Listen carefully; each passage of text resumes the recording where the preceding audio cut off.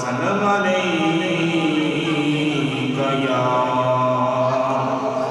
हबीब अल्लाह।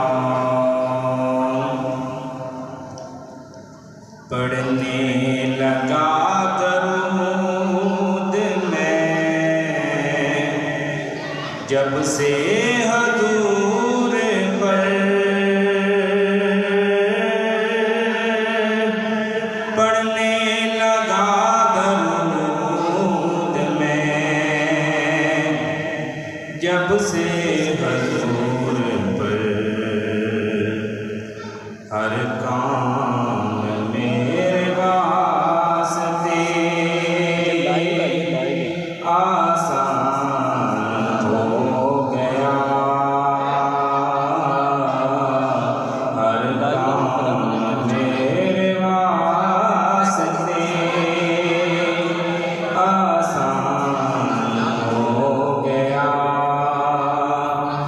जब से करे रसूल का मैं मेहमान हो गया।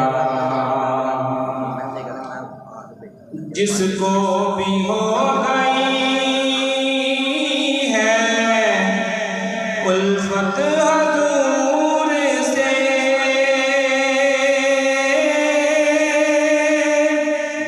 जिसको भी हो गई है उल्फत हजूर से,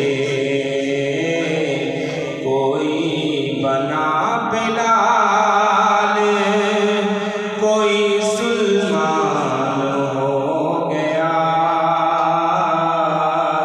कोई बना बिलाल कोई सुल्मान हो गया।